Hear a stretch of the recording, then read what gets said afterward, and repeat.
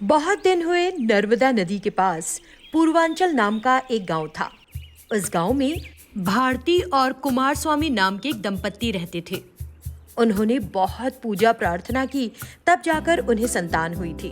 उन्होंने अपने बेटे का नाम अशोक रखा था।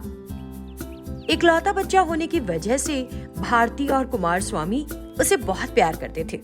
एक दिन कुमार स्वामी अकेले बैठे थे। भारती उनके पास आई। सुनिए, हमें अब अशोक के लिए लड़की ढूंढनी चाहिए। उसकी उम्र के सभी लड़के शादीशुदा हैं और बच्चे भी हो चुके। भारती ने कहा। कुमार स्वामी ने उसकी बात पर कुछ देर सोचा और फिर बोले, ठीक है, तुमने जैसे कहा उसकी शादी करवा देते हैं। अभी तो वो बाहर गया है, आने दो। जब कुमार स्वामी ने भी रुचि ली तो उसकी पत्नी बहुत खुश हो गई। फिर वो तुरंत रसोई में गई और उसने अशोक की पसंद के सारे पकवान तैयार किए। जैसे ही अशोक काम करके घर लौटा, कुमार स्वामी ने कहा, भारती, अशोक आ गया, उसके लिए कुछ परोस दो जरा। उसने भारती से कहा। भारती तुरंत किचन से निकली और मेरे बेटे ने कब से नहीं खाया, आ बेटा खा ले, आजा। दोनों को इस तरह कहते देख अशोक के पल्ले कुछ नहीं पड़ा। उसे समझ नहीं आया कि वे आज इतने अजीब तरीके से क्यों बात कर रहे हैं। वो हाथ धोकर आ गया। भारती ने जल्दी से उसकी पसंद के सभी पकवान परोसे। ये सब देखकर, माँ, इतना सब क्यों बनाया? आज कोई त्योहार है क्या? हाँ? उसने संदेह से पूछा। माँ ने तुरंत जवाब दिया, अगर तू हमारी कही बात के लिए तैयार हो जाए तो बहुत जल्द हमारे घर में त्योहार जैसा ही कुछ होगा। हाँ बेटा? भारती बोली। ये जवाब अशोक को समझ नहीं आया। ऐसी क्या बात है जिसके लिए मुझे तैयार होना होगा? हाँ माँ? अशोक ने पूछा। तुम्हारी माँ चाहती है कि तुम अब शादी कर लो बेटा, कुमार स्वामी ने कहा। तभी भारती ने कुमार स्वामी को घूर कर देखा तो उसने अपनी बात चेंज की।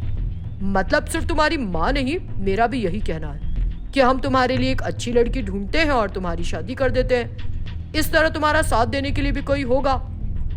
मेरी सहेलियां जो मुझसे उम्र में छोटी हैं, वो अपने पोते पोतियों के साथ खेल रही हैं। मेरी भी इच्छा है बेटा कि मैं भी अपने पोती पोती के साथ समय बिताऊं, भारती ने बड़े भावुक होकर कहा।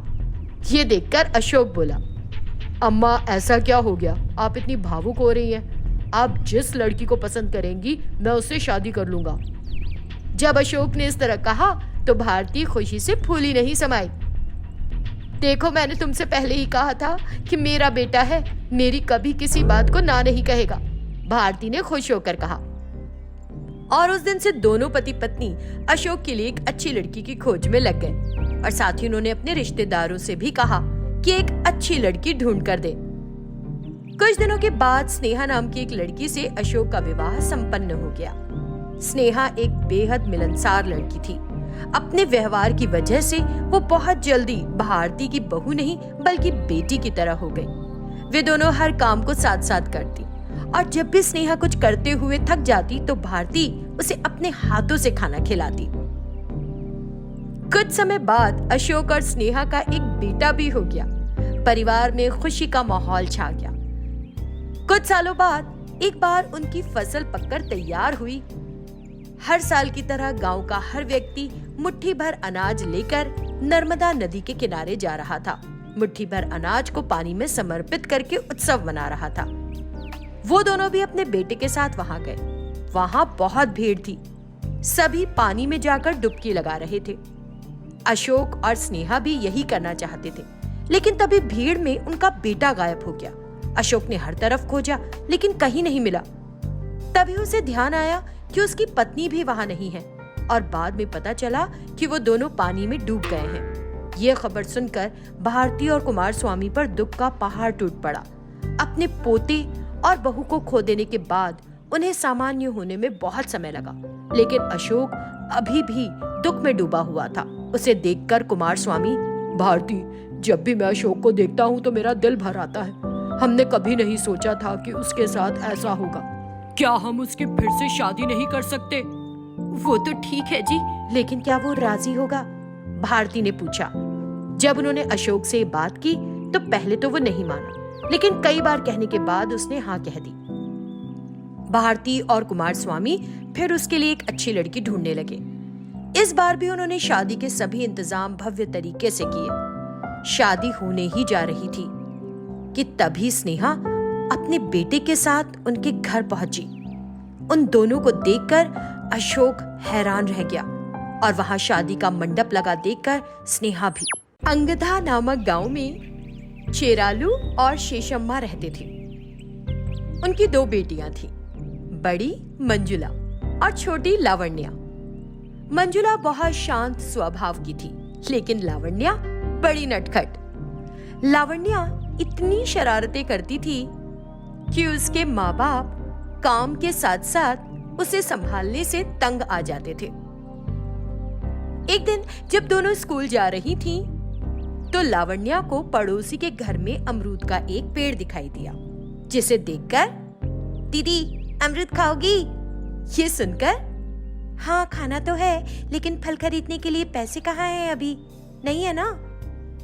अरे दीदी तुम खाने से मतलब रखो, हमें खरीदने के लिए पैसे चाहिए होंगे, तोड़ने के लिए थोड़ी ना चाहिए होंगे, उसने कहा और वो पेड़ से फल तोड़ने लगी। लेकिन मालिक ने उसे तोड़ते हुए देख लिया और आकर चिल्लाया, लावण्या पेड़ से नीचे उतर, अगर तुझे फल खाना है तो खरीद कर खा, मेरे बाग से मत तोड़। मंजुला तुमको तो कम से कम अपनी छोटी बहन को समझाना चाहिए कि इस तरह फल की चोरी ना करे। जब पेड़ के मालिक ने मंजुला को डांटा तो वो बुरी तरह डर गई और रोने सी हो गई। लावण्या तुरंत पेड़ से नीचे उतरी और अपनी बहन के पास आई। मालिक को घूरते हुए उसने अपने दिल में सोचा, रुको और देखो कि अब मैं क्या करती हूँ, तुमने मेरी बहन को रुलाया, तुम्हारी खैर नहीं, उसने अपने दिल में सोचा और फिर अपने रास्ते निकल गई। अगले दिन जब मालिक ने जाकर देखा तो पेड़ पर एक भी फल नहीं था। ये देखकर,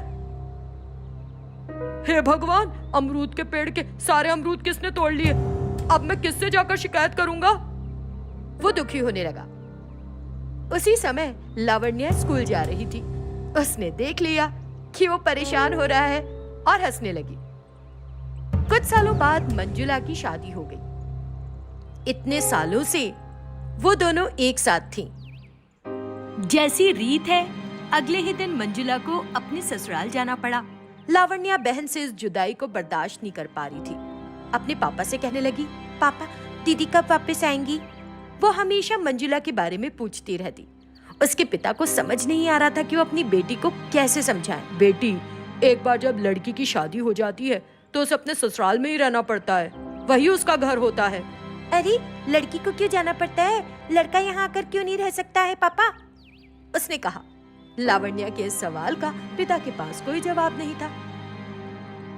कुछ सालों में लावण्या ने भी अपनी पढ़ाई खत्म कर ली, लेकिन उम्र के साथ उसकी शरारतें भी बढ़ती जा रही थी।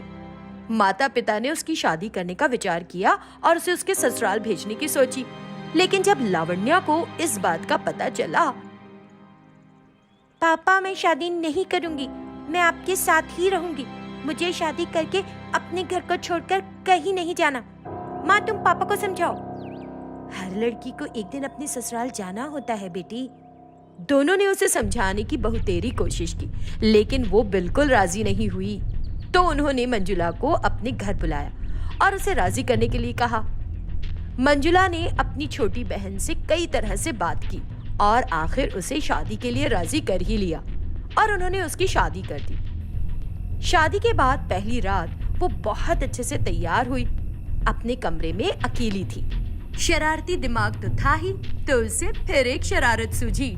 जब उसकी सास बुलाने आई तो देखा वहां कोई नहीं है और फिर उसे टूटी हुई खिड़की दिखाई दी, जिसे देखकर उसे समझ नहीं आया कि क्या करे। लावण्या नजर नहीं आ रही, वो कहीं चली गई। वो जोर से चिल्लाई। दूसरी तरफ लावण्या के मायके में माता पिता और उसकी बहन बड़े खुश थे कि आखिर लावण्या की शादी हो गई और वो अपने ससुराल चली गई। तभी दरवाजे पर दस्तक हुई। दरवाजा खोलने पर देखा कि लावण्या बड़े अच्छे कपड़े पहने हुए दरवाजे पर खड़ी है। उसे देखकर तीनों सन्न रह गए और वो बोली, आपने कहा था शादी कर लो, मैंने कर ली। अब मैं बहुत थक गई हूँ, जाकर सो जाओ हम अपने कमरे में, उसने बोला और जाकर सो भी गई। लावण्या ने जब ऐसा कुछ कहा तो वे तीनों चौंक गए। तभी लावण्या की माँ को एक विचार आया। शाम में जब लावण्या उठी तो उसने देखा कि उसके कमरे में उसका पति है। अरे, मैं वापस ससुराल कब आ गई? कैसे आ गई मैं? हाँ। वो उठ गई और चारों ओर देखने लगी, लेकिन ये तो उसका मायका ही था। तभी मंजुला उसके पास आई और बोली, लावण्या, तुम्हारे पति तुम्हारे साथ यही रहने के लिए राजी हो गए हैं। अब से तुम यही रहना। क्या ये सच है? वो बहुत खुश हुई। कुछ दिनों बाद लावण्या के पिता ने उसके पति से कहा, अरे दामाद जी, कितने दिन बिना काम के इस तरह बैठे बैठे खाओगे? हाँ।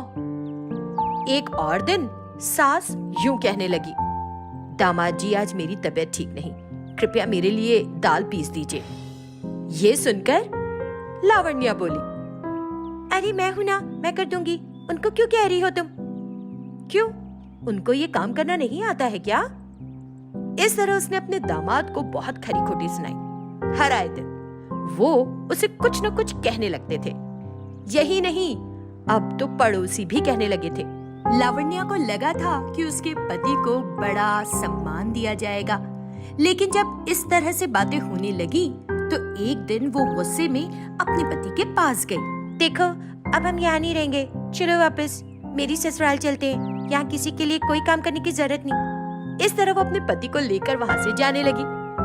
जब लावण्या जा रही थी तो उसका पति अपनी सास की ओर देखकर हंसने लगा। लावण्या की माँ भी यह सोचकर हंस पड़ी कि उनकी योजना कितनी आसानी से सफल हो गई। फिर लावण्या अपने ससुराल में अपने सास ससुर की बड़े अच्छे से देखभाल करने लगी और अपने पति के साथ भी बड़ी खुश थी। उसके माँ बाप और उसकी बहन उसके जीवन में आए इस बदलाव को लेकर सुकून में थे।